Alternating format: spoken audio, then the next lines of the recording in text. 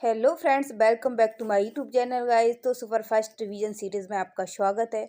दोस्तों, आज की वीडियो में मैंने सारे अधिनियम से यहाँ पर क्वेश्चन करा है। एक ही वीडियो में आपको सारे अधिनियम से यहाँ पर क्वेश्चन मिल जाएंगे, चाहे वो घरेलू हिंसा अधिनियम हो, दहेज अधिनियम हो, बाल विवाह निषेध अधिनियम हो, पॉक्सो एक्ट हो, सारे अधिनियम यहाँ पर लिए हैं। तो आप इस वीडियो को शुरू से लेकर एंड तक ज़रूर देख लें, आपके लिए बहुत ज़्यादा इंपॉर्टेंट है। दोस्तों, अब एग्ज़ाम शुरू हो चुके हैं आज से ही, तो दोस्तों आपको ये वीडियो शुरू से लेकर एंड तक ज़रूर देख लेना है और चैनल को सब्सक्राइब कर लें। चलिए वीडियो को स्टार्ट कर देते हैं। पहला क्वेश्चन यहाँ पर आप देख सकते हैं, घरेलू हिंसा अधिनियम 2005 के तहत किस अनुच्छेद में पीड़िता को रहने का अधिकार दिया गया है। तो पीड़िता को किस धारा के मतलब आपको ये बताना है किस अनुच्छेद में रहने का अधिकार दिया गया है। तो दोस्तों यहाँ पर इसका सही आंसर हो जाएगा धारा 17 से।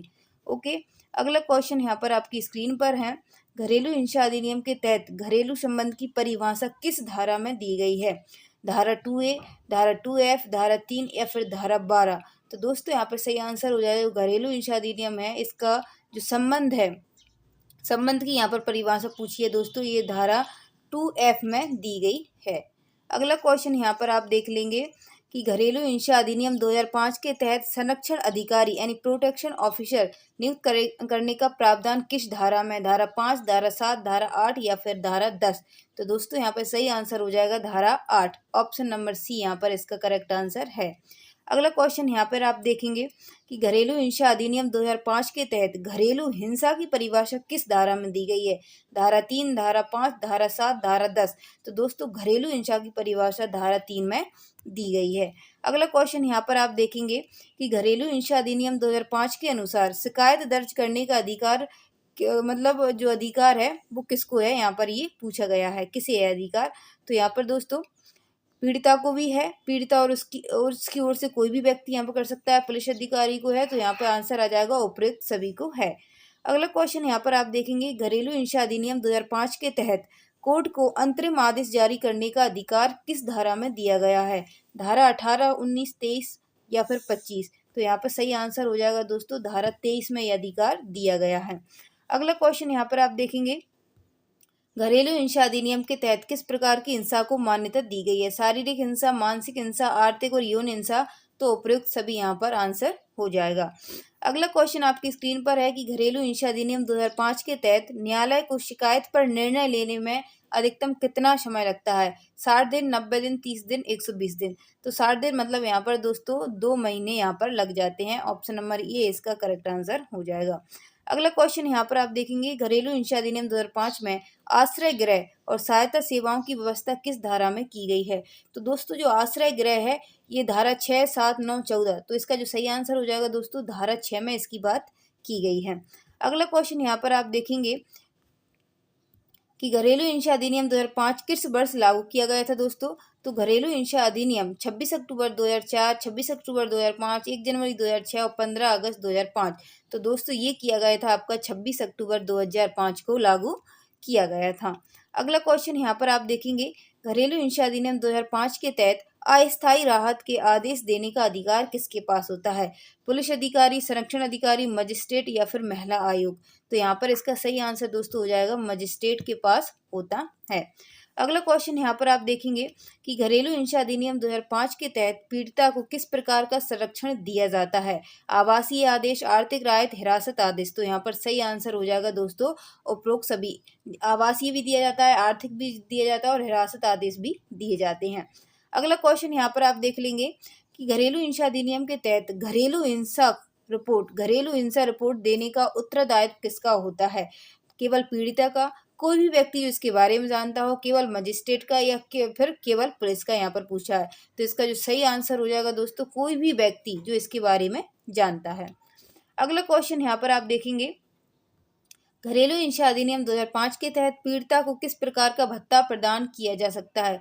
चिकित्सा भत्ता, मकान किराया भत्ता, जीवन निर्वाह या उपरोक्त सभी। तो यहाँ पर दोस्तों सभी प्रकार के भत्ते दिए जाएंगे। अगला क्वेश्चन आपकी स्क्रीन पर है कि घरेलू हिंसा अधिनियम 2005 के तहत कौन सा प्राधिकरण पीड़िता को तत्काल सहायता प्रदान करता है। स्थानीय एनजीओ, संरक्षण अधिकारी, मजिस्ट्रेट या फिर पुलिस अधिकारी। तो यहाँ पर दोस्तों जो सही आंसर हो जाएगा ये है आपका संरक्षण अधिकारी। सारी ड्यूटी संरक्षण अधिकारी की होती है। ओके, अगला क्वेश्चन यहाँ पर है, घरेलू हिंसा अधिनियम के तहत किसे कवर किया गया है। पत्नी, लिव इन पार्टनर, महिला परिवार के सदस्य, उपरोक्त सभी, ये इसमें सभी लोग आ जाएंगे। ठीक है, यहाँ पर अगला क्वेश्चन आप देखेंगे कि घरेलू हिंसा अधिनियम 2005 के अनुसार कौन सी संस्था पीड़िताओं को आश्रय प्रदान करती है? पुलिस स्टेशन, आश्रय गृह, अदालत, पंचायत। तो दोस्तों ये होते हैं शेल्टर होम, आश्रय गृह आश्रय देते हैं। अगला क्वेश्चन यहाँ पर देखेंगे कि घरेलू हिंसा अधिनियम के तहत आर्थिक हिंसा में निम्न में से कौन शामिल है? महिलाओं को उसकी संपत्ति से वंचित करना, महिलाओं की आय पर नियंत्रण रखना, महिलाओं की आर्थिक स्वतंत्रता छीनना, या फिर उपरोक्त सभी। तो ये पूछा है कि आर्थिक हिंसा में कौन सा यहाँ पर शामिल है। तो यहाँ पर दोस्तों हो जाएगा उपरोक्त सभी। ये जो आपने ऊपर ऑप्शंस देखे हैं सभी शामिल हैं। दोस्तों अगर वीडियो अच्छा लग रहा हो तो एक लाइक कर दें, इसमें क्या जाता है, फ्री में ही तो लाइक करना, और चैनल को सब्सक्राइब कर लें। अगला क्वेश्चन है यहाँ पर, घरेलू हिंसा अधिनियम 2005 के तहत संरक्षण अधिकारी किसे रिपोर्ट करता है? तो जो संरक्षण अधिकारी होता है दोस्तों, मजिस्ट्रेट, पुलिस, एनजीओ या जिला अधिकारी। तो ये दोस्तों मजिस्ट्रेट को रिपोर्ट करता है। अगला क्वेश्चन है यहाँ पर, घरेलू हिंसा अधिनियम 2005 के तहत यौन हिंसा में क्या शामिल होगा? यौन हिंसा में बिना सहमति के यौन संबंध बनाना, महिला की यौन स्वायत्तता को बाधित करना, यौन प्रकृति के लिए मानसिक दबाव डालना। तो उपरोक्त सभी, यहाँ पर ये सभी हो जाएंगे और ऑप्शन नंबर डी इसका सही आंसर हो जाएगा। अगला क्वेश्चन है यहाँ पर, घरेलू हिंसा अधिनियम 2005 के तहत मजिस्ट्रेट द्वारा पारित संरक्षण आदेश की वैधता कितने समय तक की होती है? 6 महीने, जब तक अदालत इसे रद्द न करे, 1 साल, 2 साल। तो यहाँ पर दोस्तों सही आंसर हो जाएगा जब तक अदालत रद्द न करे तब तक इसका वैधता होती है, वैलिडिटी होती है। अगला क्वेश्चन यहाँ पर देखेंगे, घरेलू हिंसा 2005 के तहत शिकायत दर्ज करने की प्रक्रिया शुरुआत कौन कर सकता है? मजिस्ट्रेट, महिला स्वयं, पुलिस अधिकारी या कोई भी संरक्षण अधिकारी। तो ये दोस्तों यहाँ पर आंसर हो जाएगा महिला स्वयं कर सकती है। अगला क्वेश्चन है यहाँ पर, घरेलू हिंसा अधिनियम 2005 के तहत पीड़िता को मानसिक सहायता प्रदान करने का प्रावधान किस धारा में है? धारा 9, 2014 और धारा 9, धारा 14, धारा 20, धारा 23। तो यहाँ पर दोस्तों जो मानसिक सहायता है ये धारा 14 में आपको दर्शाई गई है। अगला क्वेश्चन यहाँ पर आप देख लेंगे कि घरेलू हिंसा अधिनियम 2005 के तहत अर्थदंड का प्रावधान किस धारा में दिया गया है? धारा 28, 31, 33, 35। तो यहाँ पर अर्थदंड का जो प्रावधान है दोस्तों ये धारा 31 में है। ठीक है, याद रखना है आपको। अगला क्वेश्चन यहाँ पर है कि घरेलू हिंसा अधिनियम 2005 में घरेलू हिंसा के प्रकारों में निम्नलिखित में से कौन सा शामिल नहीं है? शारीरिक हिंसा, यौन हिंसा, मानसिक हिंसा, सार्वजनिक हिंसा। तो यहाँ पर दोस्तों जो आंसर हो जाएगा, जो सार्वजनिक हिंसा है ये घरेलू हिंसा के प्रकारों में शामिल नहीं है। अगला क्वेश्चन यहाँ पे देखेंगे कि घरेलू हिंसा अधिनियम 2005 के तहत मजिस्ट्रेट द्वारा अंतरिम राहत का आदेश कितने दिनों में दिया जा सकता है? 15 दिन, 7 दिन, 30 दिन, 60 दिन। तो यहाँ पर दोस्तों जो सही आंसर हो जाएगा ये है 30 दिन, मतलब कि 1 महीने में। ओके, अगला क्वेश्चन यहाँ पर आप देख लेंगे, घरेलू हिंसा अधिनियम 2005 के अनुसार किसे शारीरिक हिंसा माना जाता है? चोट पहुंचाना, मारपीट करना, जानबूझकर दर्द देना। तो दोस्तों ये सभी आपके शारीरिक हिंसा के अंतर्गत आते हैं।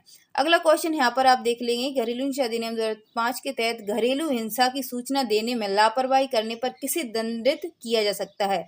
संरक्षण अधिकारी, पुलिस अधिकारी, पीड़िता का परिवार, या फिर इनमें से कोई नहीं। तो दोस्तों यहाँ पर राइट आंसर हो जाएगा संरक्षण अधिकारी। अगर संरक्षण अधिकारी को जानकारी है और अगर वह मजिस्ट्रेट तक पहुंचाने में देरी करता है तो दंडित कौन होगा दोस्तों? संरक्षण अधिकारी होगा। अगला क्वेश्चन है कि घरेलू हिंसा अधिनियम 2005 के तहत किस प्रकार का आवासीय आदेश पीड़िता को दिया जा सकता है? पति को घर से बाहर करना, पति को पीड़िता के पास रहने से रोकना, महिला को अपने ससुराल में रहने का अधिकार देना, या उपरोक्त सभी। तो दोस्तों जो आवासीय आदेश हैं ये इसमें आ जाएगा उपरोक्त सभी। पति को घर से बाहर करना, पति को पीड़िता के पास रहने से रोकना, महिला को अपने ससुराल में रहने का अधिकार देना। अगला क्वेश्चन यहाँ पे आप देख लेंगे, घरेलू हिंसा अधिनियम 2005 के अनुसार यदि कोई व्यक्ति मजिस्ट्रेट के आदेश का पालन करने में विफल रहता है तो उसे अधिकतम कितने समय तक की सजा दी जाएगी? यहाँ पर ये पूछा है 1 महीना, 3 महीना, 6 महीना, 1 साल। तो दोस्तों जो सजा दी जाएगी वो 6 महीने की यहाँ पर दी जाती है। दहेज प्रतिषेध अधिनियम किस वर्ष में पारित किया गया था? 1951, 1961, 1971, 1981। तो दोस्तों यहाँ पर जो सही आंसर हो जाएगा दोस्तों यहाँ पर 1961 में दहेज प्रतिषेध अधिनियम को पारित किया गया था। अगला क्वेश्चन यहाँ पर आप देखेंगे कि दहेज प्रतिषेध अधिनियम 1961 के अंतर्गत दहेज की परिभाषा क्या होती है? तो शादी के दौरान दी गई उपहार सामग्री दहेज कहलाती है, या शादी से पहले या बाद में किसी पक्ष द्वारा दी गई धन या संपत्ति ये दहेज कहलाती है, केवल नगद राशि, या विवाह के दौरान माता पिता द्वारा दी गई संपत्ति। तो दोस्तों यहाँ पर जो सही आंसर है ये हो जाएगा आपका शादी के पहले या बाद में किसी पक्ष द्वारा दी गई धन या संपत्ति को यहाँ पर क्या कहा जाता है दोस्तों, दहेज माना जाता है। अगला क्वेश्चन आपकी स्क्रीन पर है कि दहेज मांगने पर अधिकतम सजा क्या होती है। 2 साल की सजा और 10,000 रुपये का जुर्माना, 5 साल की सजा और 15,000 रुपये का जुर्माना, 3 साल की सजा और 10,000 का जुर्माना, 6 महीने की सजा या 5,000 जुर्माना। तो दोस्तों यहाँ पर सही आंसर हो जाएगा आपका ऑप्शन नंबर ये हो जाएगा, यहाँ पर 3 साल की सजा और यहाँ पर 10,000 रुपये का जुर्माना लगता है। अगला क्वेश्चन आपकी स्क्रीन पर है कि दहेज प्रतिशत अधिनियम किस धारा के तहत आता है। धारा 4, धारा 5, धारा 6, धारा 8। तो दोस्तों जो दहेज प्रतिशत अधिनियम है ये धारा 4 के अंतर्गत आता है। अगला क्वेश्चन है यहाँ पर दहेज लेने या देने की सूचना देने का अधिकार किसे होता है। केवल वधू के माता पिता, केवल वर के माता पिता, किसी भी व्यक्ति को या फिर केवल पुलिस अधिकारी को। तो यहाँ पर सही आंसर हो जाएगा दोस्तों, किसी भी व्यक्ति को ये अधिकार होता है कि वो ये सूचना दे सकता है। अगला क्वेश्चन यहाँ पर देखेंगे कि दहेज प्रतिशत अधिनियम का उद्देश्य क्या है। विवाह की कानूनी प्रक्रिया को सरल बनाना, शादी में अधिक उपहारों को बढ़ावा देना, दहेज प्रथा को समाप्त करना या फिर विवाह के समय अतिरिक्त कर लगाना। तो यहाँ पर दोस्तों इसका सही आंसर हो जाएगा दहेज प्रथा को समाप्त करना। अगला क्वेश्चन यहाँ पर आपकी स्क्रीन पर आप देख सकते हैं कि यदि दहेज के कारण किसी महिला की मृत्यु हो जाती है तो इसे किस रूप में माना जाता है। आत्महत्या, दुर्घटना, दहेज मृत्यु या फिर घरेलू हिंसा। तो इसका सही आंसर हो जाएगा दोस्तों दहेज मृत्यु, ऑप्शन नंबर सी। अगला क्वेश्चन यहाँ पर देखेंगे हम, दहेज मृत्यु के मामलों की सुनवाई किस अदालत में की जाती है। जिला न्यायालय, उच्च न्यायालय, मजिस्ट्रेट की अदालत या फिर सत्र न्यायालय। तो यहाँ पर सही आंसर है दोस्तों सत्र न्यायालय में दहेज मृत्यु के मामलों की सुनवाई की जाती है। अगला क्वेश्चन देखेंगे कि दहेज प्रतिशत अधिनियम के तहत किसे दोषी ठहराया जा सकता है। केवल वर, केवल वधू, वर वधू और उनके माता पिता, वर या उसके परिवार के सदस्य को। तो यहाँ पर सही आंसर हो जाएगा वर या और उसके परिवार के सदस्यों को। अगला क्वेश्चन यहाँ पर आप देखेंगे कि दहेज विरोधी कानून के तहत शिकायत दर्ज कराने की समय सीमा क्या होती है। घटना के 1 वर्ष के अंदर, घटना के 2 वर्ष के अंदर, घटना के 3 वर्ष के भीतर है। समय सीमा की कोई सीमा नहीं है। तो इसका सही आंसर हो जाएगा दोस्तों समय सीमा की कोई सीमा नहीं है। दोस्तों बाहर की जो आवाज़ आ रही है उसके लिए आप इग्नोर करें, ठीक है। अगला क्वेश्चन यहाँ पर आप देखेंगे, दहेज प्रतिशत अधिनियम 1961 के तहत दहेज लेना या देना किस प्रकार का अपराध होता है। दीवानी अपराध, प्रशासनिक अपराध, आपराधिक अपराध या फिर नैतिक अपराध। तो यहाँ पर दोस्तों सही आंसर हो जाएगा आपराधिक अपराध यहाँ पर होता है, ऑप्शन नंबर सी। अगला क्वेश्चन यहाँ पर देखेंगे कि दहेज प्रतिशत अधिनियम के अनुसार दहेज की परिभाषा में निम्नलिखित में से कौन शामिल नहीं है।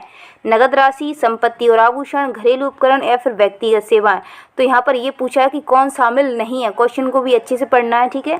तो यहाँ सही आंसर हो जाएगा जो व्यक्तिगत सेवाएं ये दहेज मतलब दहेज में नहीं आता है। अगला क्वेश्चन यहाँ पर देखेंगे कि दहेज प्रतिशत अधिनियम की धारा 8 के अनुसार इस अधिनियम के अंतर्गत दायर मामलों की सुनवाई कौन करता है। तो पुलिस अधिकारी, सत्र न्यायालय, प्रथम श्रेणी का मजिस्ट्रेट या फिर ग्राम पंचायत। सही आंसर हो जाएगा प्रथम श्रेणी का मजिस्ट्रेट, ठीक है दोस्तों। अगले क्वेश्चन पर हम यहाँ पर चलते हैं। क्वेश्चन नंबर 14 है यहाँ पर, यदि कोई व्यक्ति दहेज मांगते हुए पकड़ा जाता है तो उसे कौन सी धारा के तहत दंडित किया जाएगा। धारा 3, 4, 6 या फिर 7। तो दोस्तों ये धारा 4 के तहत दंडित किया जाएगा। अगला क्वेश्चन यहाँ पर है कि दहेज मृत्यु के मामलों में दहेज मृत्यु साबित करने के लिए विवाह के कितने समय के भीतर महिला की मृत्यु होनी चाहिए। 1 वर्ष, 3 वर्ष, 5 वर्ष या फिर 7 वर्ष। तो यहाँ पर सही आंसर हो जाएगा दोस्तों 7 वर्ष, ऑप्शन नंबर डी। अगला क्वेश्चन यहाँ पर आप देखेंगे कि दहेज प्रतिशत अधिनियम किसके अधिकारों की रक्षा के लिए बनाया गया था। पुरुषों के लिए, महिलाओं के लिए, बच्चों के लिए, बुजुर्ग के लिए।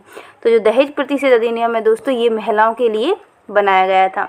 अगला क्वेश्चन यहाँ पर देखेंगे कि दहेज प्रतिशत अधिनियम 1961 में किस प्रकार की संपत्ति को दहेज माना जाता है। केवल चल संपत्ति, अचल संपत्ति, चल अचल दोनों या फिर केवल जमीन। तो यहाँ पर सही आंसर हो जाएगा चल अचल दोनों संपत्ति को दहेज माना जाता है। अगला क्वेश्चन है हमारा यहाँ पर, यदि कोई व्यक्ति दहेज लेने के बावजूद उसे लौटाने से इनकार करता है तो किस धारा के तहत कार्रवाई की जाती है। धारा 3, 6, 7, 5।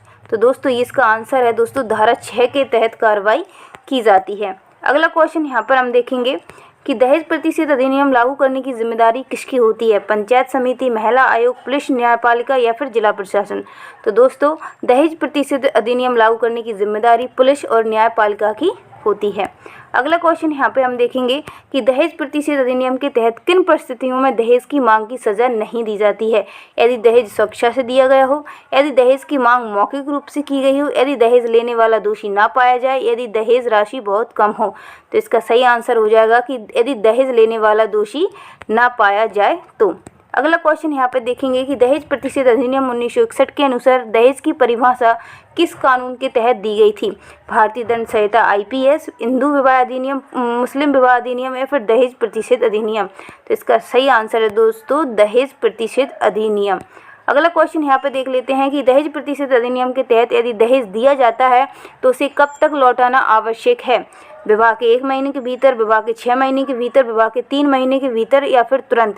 तो यहाँ पर सही आंसर हो जाएगा दोस्तों यहाँ पर तुरंत, ऑप्शन नंबर डी। अगला क्वेश्चन है यहाँ पर दहेज प्रतिषेध अधिनियम 1961 की किस धारा में दहेज का विज्ञापन करने पर प्रतिबंध लगाया गया है। धारा 3, 4A, 5 या फिर 8A। तो यहाँ पर सही आंसर हो जाएगा दोस्तों धारा 4A, जो विज्ञापन है उस पर ये धारा 4A है। अगला क्वेश्चन यहाँ पर देखेंगे आप। अगला है दहेज प्रतिषेध अधिनियम के तहत किसे दहेज अधिकारी नियुक्त करने की अधिकार है।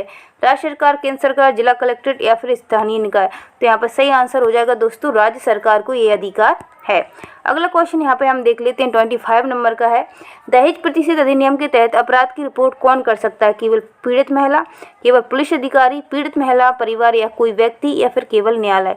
तो यहाँ पर सही आंसर है दोस्तों पीड़ित महिला या फिर परिवार या फिर कोई भी व्यक्ति। अगला क्वेश्चन है हमारा यहाँ पर दहेज प्रतिषेध अधिनियम के अनुसार दहेज विरोधी मामलों में आरोप सिद्ध करने का भार किस पर होता है। अभियोजन पक्ष पर, आरोपी पर, महिला के माता पिता या फिर न्यायालय पर। तो दोस्तों ये होती है जिम्मेदारी खुद आरोपी की। अगला क्वेश्चन यहाँ में हम देखेंगे दहेज प्रतिषेध अधिनियम के तहत दहेज मृत्यु की रिपोर्टिंग किसके लिए अनिवार्य है। महिला आयोग, ग्राम पंचायत, पुलिस अधिकारी या फिर विवाह रजिस्टर के लिए।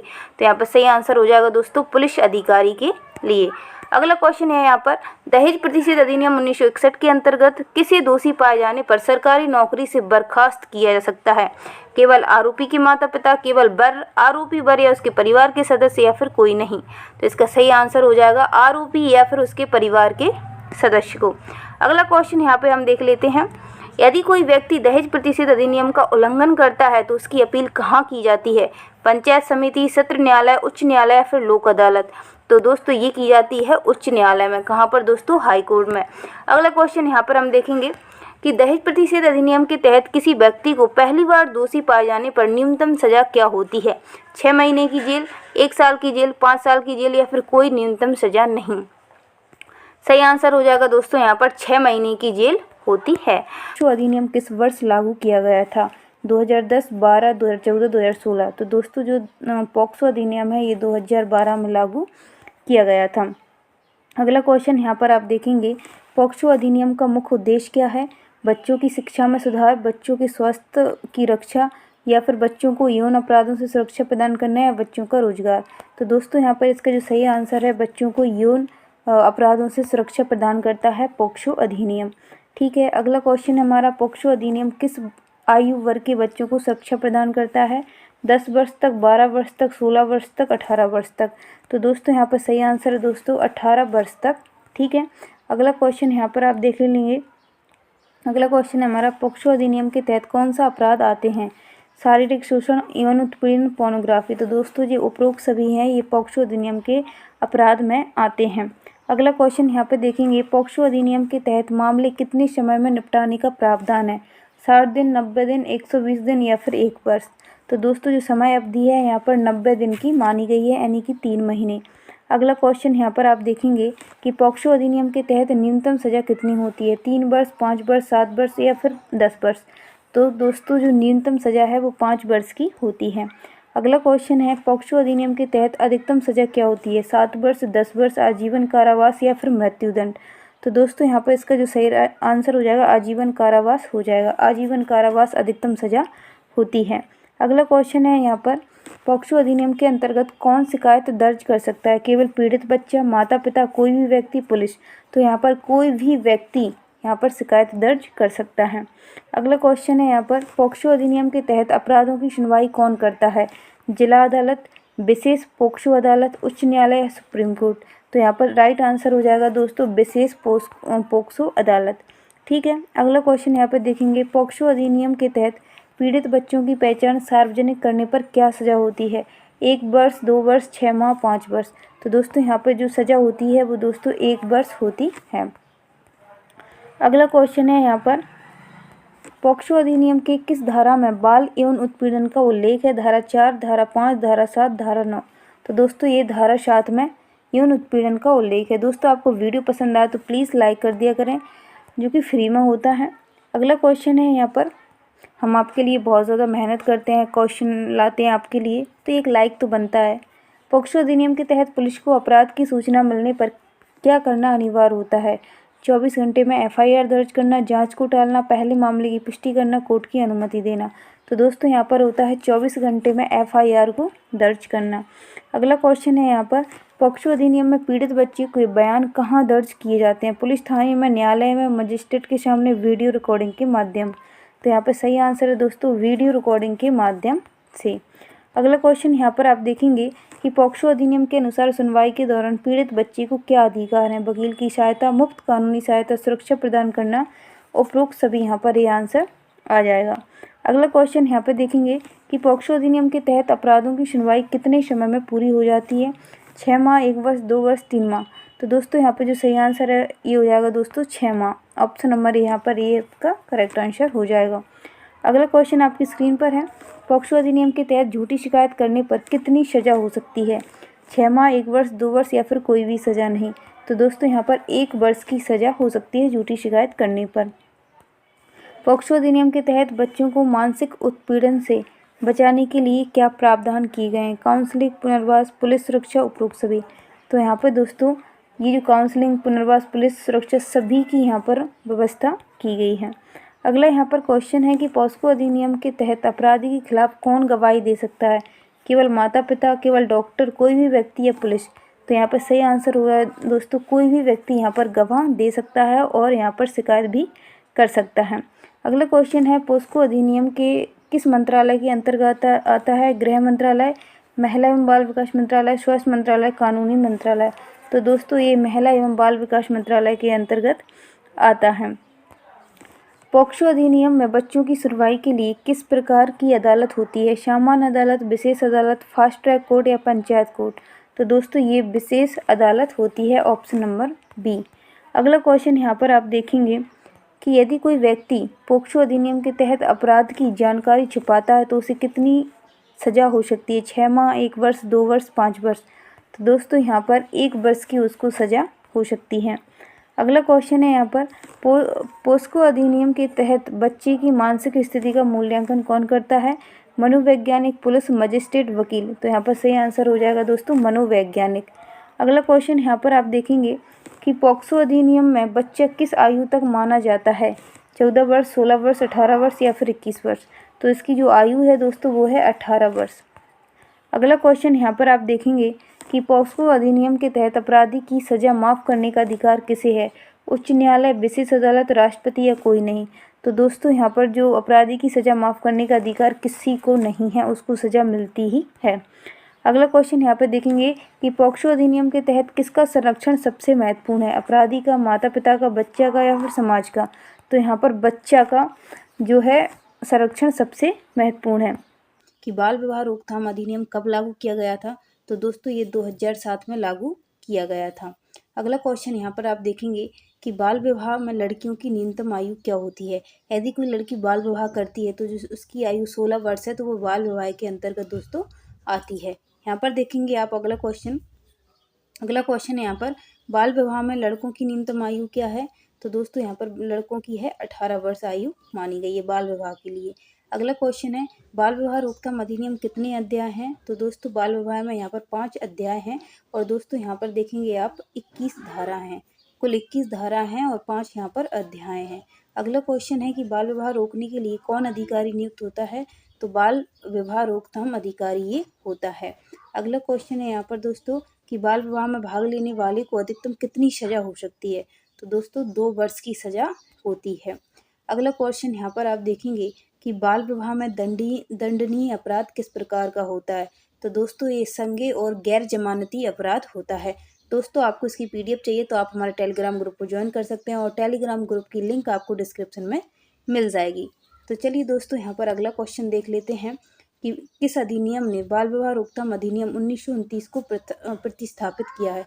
दोस्तों पहले इसे मतलब शारदा एक्ट के नाम से जाना जाता था, जो कि अधिनियम 1929 के तहत आता है।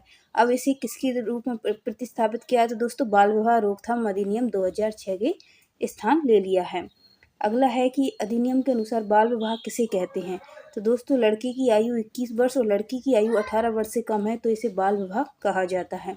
अगला क्वेश्चन है कि बाल विवाह से संबंधित शिकायत कौन दर्ज करा सकता है। तो दोस्तों यहाँ पर कोई भी नागरिक इसकी शिकायत को दर्ज करा सकता है। दोस्तों आपको लास्ट में एक कमेंट करना है कि आपके क्वेश्चन कितने सही हुए हैं और आपको वीडियो कैसा लग रहा है ये भी आपको बताना है। अगर वीडियो अच्छा लग रहा है तो प्लीज़ वीडियो को एक लाइक ज़रूर कर दें। बाल विवाह की सूचना किसे दी जाती है। तो दोस्तों बाल विवाह की सूचना यहाँ पर पुलिस, बाल विवाह रोकथाम अधिकारी, चाइल्ड हेल्पलाइन, तो यहाँ पर उपरोक्त सभी को दी जा सकती है। अगला क्वेश्चन है कि बाल विवाह को शून्य और शून्यात्मक कब घोषित किया जाता है। तो दोस्तों यहाँ पर हो जाएगा कि जब विवाह बलपूर्वक या धोखे से हुआ हो। जब विवाह बलपूर्वक और धोखे से हुआ हो तो उसे शून्य घोषित कर दिया जाएगा। अगला है बाल विवाह में दहेज लेना किस प्रकार का अपराध है। तो दोस्तों एक गंभीर अपराध होता है। अगला यहाँ पर क्वेश्चन देखेंगे कि बाल विवाह को निरस्त करने के लिए अधिकतम कितने वर्षों के भीतर याचिका दायर की जा सकती है। तो दोस्तों 2 वर्ष के भीतर आपको ये अपील यहाँ पर करनी होगी। अगला क्वेश्चन है कि कौन संस्था बाल विवाह रोकने में सहायता करती है। तो दोस्तों ये है NCPCR। ठीक है। अगला क्वेश्चन है बाल विवाह रोकने का मुख्य उद्देश्य क्या है। तो बाल विवाह रोकने का मुख्य उद्देश्य है बच्चों के स्वास्थ्य और अधिकारों की सुरक्षा। अगला क्वेश्चन देखेंगे कि किस राज्य में सबसे अधिक बाल विवाह होते हैं।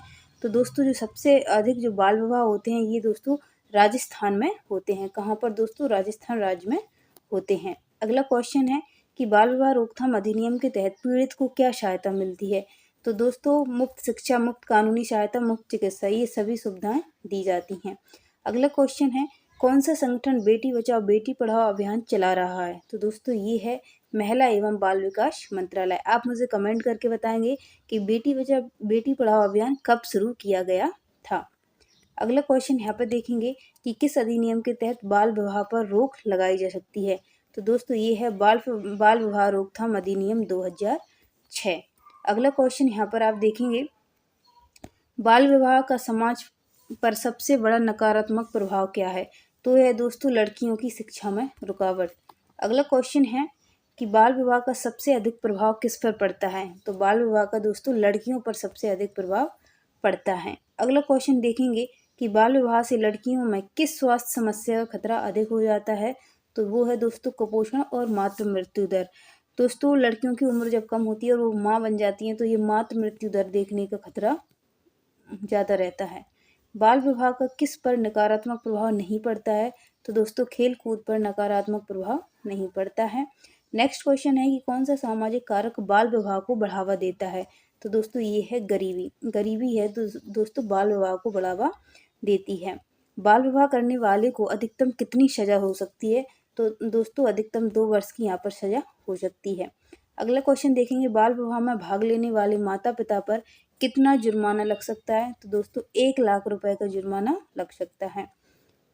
नेक्स्ट क्वेश्चन है कि बाल विवाह रोकथाम अधिनियम के तहत कौन सी कार्रवाई नहीं की जाती है। तो दोस्तों यहाँ पर विवाह को वैध ठहराना, ये कार्रवाई नहीं की जा सकती है। अगला है बाल विवाह रोकने के लिए किसे जिम्मेदार ठहराया जाता है। आयोजक, माता पिता और पुरोहित मतलब पंडित, इन तीनों को जिम्मेदार ठहराया जाता है बाल विवाह करने के लिए। नेक्स्ट क्वेश्चन यहाँ पर आप देखेंगे कि बाल विवाह में भाग लेने पर किस प्रकार का अपराध बनता है। तो दोस्तों ये संज्ञेय और गैर जमानती होता है। अगला क्वेश्चन है यहाँ पर बाल विवाह रोकने के लिए कौन सी योजना लागू की गई। तो बाल विवाह रोकने के लिए बेटी बचाओ बेटी पढ़ाओ अभियान शुरू किया गया। नेक्स्ट है बाल विवाह को रोकने के लिए किस मंत्रालय द्वारा योजना चलाई जाती है। तो ये दोस्तों महिला एवं बाल विकास मंत्रालय द्वारा चलाई जाती हैं। अगला है कौन सी सरकारी कार्यक्रम लड़कियों की शिक्षा को प्रोत्साहित करता है। तो ये है सुकन्या समृद्धि योजना। नेक्स्ट क्वेश्चन देखेंगे कि बाल विवाह रोकने के लिए सबसे प्रभावी उपाय कौन सा है। तो ये है दोस्तों लड़कियों की शिक्षा में सुधार। अगला क्वेश्चन है यहाँ पर, बाल विवाह रोकने के लिए सरकार किस प्रकार सहायता प्रदान करती है? तो आर्थिक सहायता, मुफ्त शिक्षा, कानूनी सहायता, उपरोक्त सभी यहाँ पर वो सहायता प्रदान करती है सरकार। नेक्स्ट क्वेश्चन है कि चाइल्ड लाइन 1098 किस प्रकार की सेवा है? तो दोस्तों ये आपातकालीन हेल्पलाइन नंबर है आपका 1098। नेक्स्ट क्वेश्चन देखेंगे कि चाइल्ड लाइन 1098 किसके लिए है? तो दोस्तों ये सभी बच्चों के लिए है। नेक्स्ट क्वेश्चन यहाँ पर आप देखेंगे कि बाल विवाह की सूचना किस नंबर पर दी जाती है? तो बाल विवाह की सूचना यहाँ पर 1098 पर दी जाती है। अगला क्वेश्चन है यहाँ पर कि चाइल्ड लाइन 1098 किस संगठन द्वारा संचालित किया गया है? तो ये दोस्तों महिला एवं बाल विकास मंत्रालय के द्वारा संचालित किया गया है। अगला क्वेश्चन है कि चाइल्ड लाइन 1098 सेवा किस समय उपलब्ध रहती है? तो दोस्तों ये 24/7 टाइम मतलब ये फ्री उपलब्ध रहती है। शिक्षा का अधिकार अधिनियम भारत में कब लागू हुआ था? तो दोस्तों इसका जो करेक्ट आंसर हो जाएगा 1 अप्रैल 2010 को। कब लागू हुआ था दोस्तों? 1 अप्रैल 2010 को लागू हुआ था। अगले क्वेश्चन की ओर चलते हैं और नेक्स्ट क्वेश्चन है, शिक्षा का अधिकार अधिनियम किस आयु वर्ग के बच्चों के लिए अनिवार्य और मुफ्त शिक्षा का प्रावधान करता है? तो यहाँ पर जो आयु पूछी है तो दोस्तों ये हो जाएगी 6 से 14 वर्ष। क्या करेक्ट आंसर हो जाएगा दोस्तों? 6 से 14 वर्ष। अगर आपको इनके आंसर पता है तो आप कमेंट कर सकते हैं और वीडियो कैसा लग रहा है ये भी कमेंट करके बता देना और वीडियो को लाइक ज़रूर करें। अगला क्वेश्चन यहाँ पे है, शिक्षा का अधिकार अधिनियम किस अनुच्छेद के तहत शामिल है? तो दोस्तों ये अनुच्छेद 21A के तहत शामिल है। अगले क्वेश्चन की ओर हम चलते हैं। अगला क्वेश्चन यहाँ पे देखेंगे, शिक्षा का अधिकार अधिनियम के तहत न्यूनतम कितने प्रतिशत सीटें निजी स्कूल को वंचित वर्ग के बच्चों के लिए आरक्षित करनी होती हैं? तो दोस्तों कितने परसेंट सीटें यहाँ पर हमें आरक्षित करनी होती हैं? तो सही आंसर है ऑप्शन नंबर यहाँ पर डी, 25%। कितनी दोस्तों? 25% सीटें आरक्षित रहती हैं। अगला क्वेश्चन है यहाँ पर, RT अधिनियम के अनुसार किस प्रकार की शिक्षा प्रदान की जानी चाहिए? तो दोस्तों निःशुल्क और अनिवार्य प्राथमिक शिक्षा प्रदान की जानी चाहिए। ऑप्शन नंबर सी इसका करेक्ट आंसर है। अगला क्वेश्चन आपकी स्क्रीन पर है, शिक्षा का अधिकार अधिनियम के अंतर्गत स्कूलों की जिम्मेदारी क्या है? तो दोस्तों स्कूलों की जो जिम्मेदारी है वो है हर बच्चे का नामांकन है और उपस्थिति सुनिश्चित करना। Option number A. अगला क्वेश्चन है यहाँ पर हमारा, RTE अधिनियम के अनुसार स्कूलों में शिक्षकों के लिए न्यूनतम योग्यता कौन निर्धारित करता है? तो दोस्तों न्यूनतम योग्यता है यहाँ पर कौन निर्धारित करता है? ये दोस्तों केंद्र सरकार करती है। अगला क्वेश्चन है यहाँ पर, शिक्षा का अधिकार अधिनियम के तहत बच्चे को स्कूल से निकाला जा सकता है या नहीं? तो यहाँ पर दोस्तों इसका जो करेक्ट आंसर है ये हो जाएगा नहीं निकाला जा सकता। अगला क्वेश्चन है यहाँ पर, शिक्षा का अधिकार अधिनियम के तहत स्कूल में कौन से बुनियादी ढांचे आवश्यक होते हैं? तो यहाँ पर लाइब्रेरी और लैब होना चाहिए, खेल का मैदान होना चाहिए, स्वच्छ पेयजल और शौचालय होना चाहिए। उपरोक्त सभी यहाँ पर इसका आंसर हो जाएगा। अगला क्वेश्चन, शिक्षा का अधिकार अधिनियम के तहत शिक्षा किस भाषा में दी जानी चाहिए? तो दोस्तों इसका आंसर हो जाएगा मातृभाषा और क्षेत्रीय भाषा में दी जानी चाहिए। नेक्स्ट क्वेश्चन है, शिक्षा का अधिकार अधिनियम के तहत बच्चे को किस कक्षा तक निःशुल्क शिक्षा का अधिकार है? तो दोस्तों इसका जो करेक्ट आंसर है हो जाएगा कक्षा 8वीं तक। ठीक है। अगला क्वेश्चन है यहाँ पर, शिक्षा का अधिकार अधिनियम के अंतर्गत निजी स्कूलों को वंचित वर्ग के बच्चों के लिए आरक्षित सीटों की लागत कौन वहन करता है? तो दोस्तों ये केंद्र और राज्य सरकार दोनों ही। ऑप्शन नंबर डी इसका सही आंसर है। अगला क्वेश्चन है, RTE अधिनियम के अनुसार विद्यालय में बच्चों के लिए कौन सा प्रमुख अधिकार सुनिश्चित किया गया है? तो यहाँ पर इसका करेक्ट आंसर हो जाएगा भेदभाव रहित और समान शिक्षा का अधिकार। जल्दी से कमेंट करो कि RTE अधिनियम कब लागू किया गया था, जो कि हम पहले ही क्वेश्चन था पढ़ा था। तो जल्दी से कमेंट करो कितनी तारीख को और कितनी सन। अगला है, शिक्षा का अधिकार अधिनियम के तहत कितने किलोमीटर के भीतर प्राथमिक विद्यालय का होना आवश्यक है? तो दोस्तों हर 1 किलोमीटर के भीतर। ठीक है। अगला क्वेश्चन है यहाँ पर, आरटीई अधिनियम के तहत किस संगठन को यह सुनिश्चित करने की जिम्मेदारी दी गई कि हर बच्चे को शिक्षा मिले? तो दोस्तों इसका सही आंसर है ऑप्शन नंबर सी, स्थानीय और प्राधिकरण राज्य सरकार। अगला क्वेश्चन है यहाँ पर, अधिनियम के तहत स्कूलों में एक शिक्षक के लिए अधिकतम कितने छात्रों का अनुपात होना चाहिए? तो इसका करेक्ट आंसर है 1:30। कितना होना चाहिए? 1:1 अनुपात रेशो 30। ठीक है। अगला क्वेश्चन यहाँ पे देखेंगे, शिक्षा का अधिकार अधिनियम के अनुसार शिक्षा के दौरान बच्चों को किस प्रकार के दंड दिए जा सकते हैं? उन्हें किसी प्रकार का दंड नहीं दिया जा सकता। अगला है, शिक्षा का अधिकार अधिनियम के तहत कितनी प्रतिशत शिक्षकों की उपस्थिति स्कूल में अनिवार्य होती है? तो दोस्तों ये होती है 90%। कितनी? 90% उपस्थिति जरूरी है शिक्षकों की। शिक्षा का अधिकार अधिनियम किस प्रकार की शिक्षा प्रणाली को बढ़ावा देता है? तो ये दोस्तों समावेशी शिक्षा को बढ़ावा देता है। अधिनियम के तहत माता पिता या अभिभावक की क्या जिम्मेदारी है? तो ये है दोस्तों बच्चों को स्कूल भेजना, ये अभिभावकों की जिम्मेदारी है। नेक्स्ट क्वेश्चन है यहाँ पर, शिक्षा का अधिकार अधिनियम के तहत स्कूल प्रबंधन समिति में कितने प्रतिशत सदस्य अभिभावक या संरक्षक होंगे? तो सही आंसर है 75%, ऑप्शन नंबर सी। अगला क्वेश्चन है, शिक्षा का अधिकार अधिनियम के तहत किसे वंचित वर्ग के अंतर्गत रखा गया है? आर्थिक रूप से कमजोर वर्ग, अनुसूचित जनजाति, विकलांग बच्चे, उपरोक्त सभी। यहाँ पर करेक्ट आंसर हो जाएगा। शिक्षा का अधिकार अधिनियम के अनुसार किस उम्र के बच्चों को स्कूल में प्रवेश देने से मना नहीं किया जा सकता? तो दोस्तों यहाँ पर सही आंसर हो जाएगा ऑप्शन नंबर बी, 6 से 14 वर्ष के बच्चों को प्रवेश देने से मना नहीं किया जा सकता। शिक्षा का अधिकार अधिनियम के तहत शिक्षकों पर कौन सी गतिविधि प्रतिबंधित है? तो दोस्तों ये है ट्यूशन पढ़ाना। ट्यूशन नहीं पढ़ा सकते हैं सरकारी टीचर।